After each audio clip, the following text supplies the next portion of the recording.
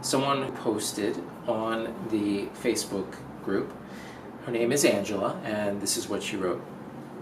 One of my issues is thinking that the more I eat, then I'm going to gain weight, so I don't eat that much.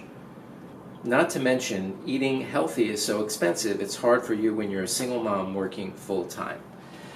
So I wanted to respond because, first of all, Angela, thank you for posting that, and I wanted to say that we're all here to support you. We're trying to create a supportive community, and I wanted to address a few of the things that you mentioned. The first is that you shouldn't feel bad about eating when you're hungry. Right now in America, a lot of us have no control over our hunger because our blood sugar is going up and it's going down.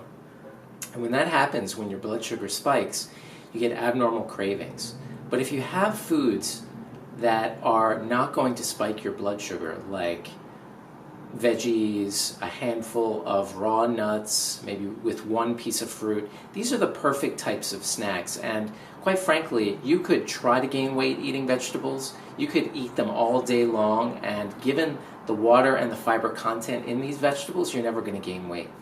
And if you have a handful of nuts and you recognize that it takes 15 minutes for a lot of people to feel a sense of satiety or fullness, then just have what you want, have that one handful of nuts with one piece of fruit, and realize that it's going to take some time for you to actually feel full.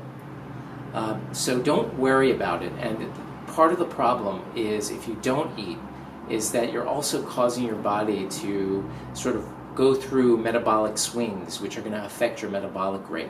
So it's important that if you are super hungry, that you should eat something. Just eat something and realize that just because you're eating doesn't mean you're going to gain weight from that food. There was an incredible diet called the Kempner diet.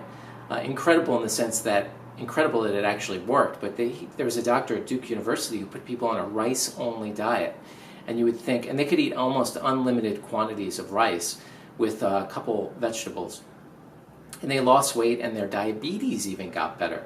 Now, I'm obviously not recommending that diet, but what I'm saying is that we shouldn't assume that all foods are going to cause us to gain weight, unless they're processed carbohydrates, they're abnormally condensed calories like dried fruits, oils, where these are condensed calories. You have to worry about that. Packaged foods, where they sneak in a lot of oils, these are also a problem. If you're hungry, eat a healthy snack and just wait it off. Drink some, if you're craving sweet, drink some herbal teas that have a natural sweetness to them. There's lots of things and lots of tips that we'll go through, but by all means have something to eat. Now, the next thing that you mentioned, Angela, is you mentioned that it's difficult to eat healthy because it's so expensive. And there was a study, which I'll link to in the links below, that was done by the Harvard School of Public Health, where they took, I believe it was 24 or 30, they did what's called a meta-analysis, where they analyzed all these studies, and they showed that it's true, it's more expensive to eat healthy. Now, let's keep in mind that in this study, they were comparing a diet that was high in fruits and veggies, nuts, and fish, which is a pretty healthy diet. And it costs people $1.50 more per day, or $550 per year, which is a significant amount of money. And here's what I have to say to that. There are ways of buying food that is not going to be that expensive. Now, if you're eating a lot of meat and you're buying super high quality meat, that is much, much more expensive. And I would urge you and all the people watching, if you are eating a lot of meat, and to me, a lot of meat, I know I'm probably not going to gain any fans by saying this, but if you're eating more than, I would say, 5 to 7 times a week animal protein, and I'm talking about chicken or beef or lamb, if you're eating that many times, and you really owe it to yourself to buy the highest quality that you possibly can, and that's going to be expensive. What if you want to save as much money and you can't afford all that healthy, quote healthy, or at least high quality meat that's out there? Well, let's keep in mind that the longest living communities around the world are mostly eating plants. The Okinawans are eating mostly purple sweet potatoes. That's like 80% of their diet, and they're living to 100. And while there are effective diets that are going to cause you to lose weight, my focus here is long-term health. How can we get the most life out of our God-given years to live with the highest amount of energy and sense of wellness? And we don't have 100% control over that. That's just not something we have 100% control over. But we can do our best, and that is by eating as many veggies as we possibly can. I'll go into detail about what veggies to pick, because not all veggies are actually good for you, believe it or not.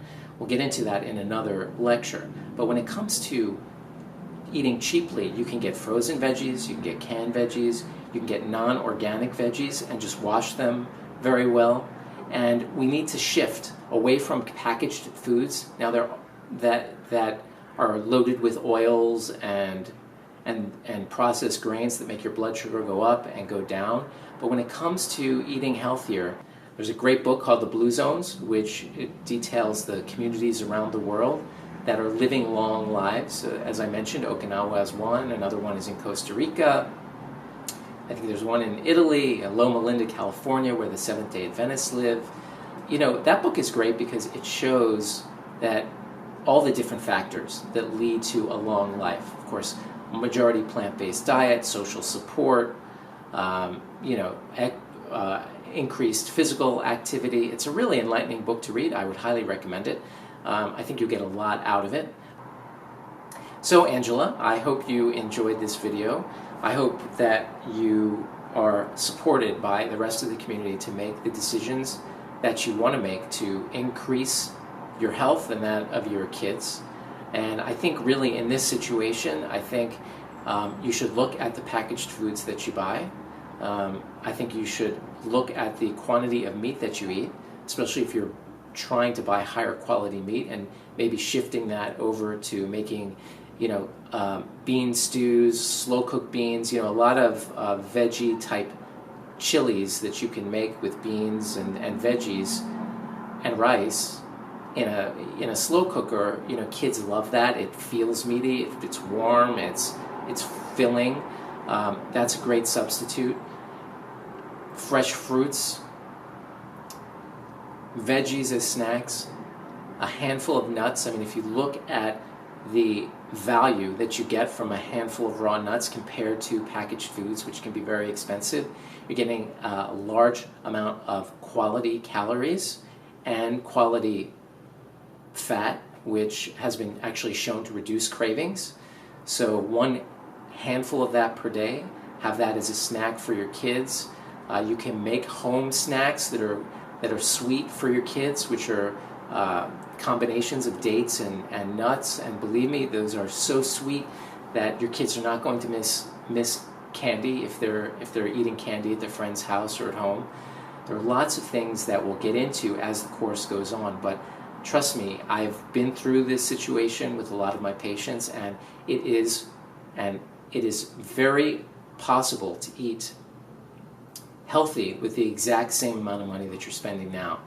So I hope this is helpful. It's really just the start of a discussion about this particular issue, because it's an issue for a lot of us out there and for a lot of the people in the group. And I would love it if people in the group would leave their encouraging comments, because as we mentioned in the first two lectures, we don't have in general, I can generalize in this case, unfortunately, that the people around us are not always the best support for making the decisions that we want to make. They will push us off the path.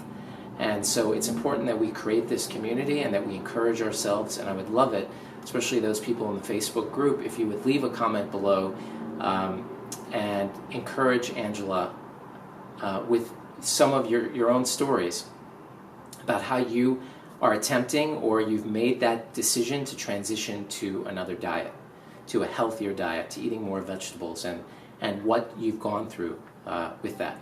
So hope that's helpful. Now is the time for us to make those decisions, and now is the time to create this community for people to make those choices and to make those decisions together so that we can lead a healthier and more full life where we can contribute to our own health and our families and to the people around us. So I look forward to seeing you in the next video. Thank you for watching. I super duper appreciate it. Having a great time filming these videos. It gives me a sense of contribution to you. And when I get the comments, it's just back and forth love. And I think, again, we're building something really valuable, and I am super appreciative of everyone watching. Okay, I'll see you next time.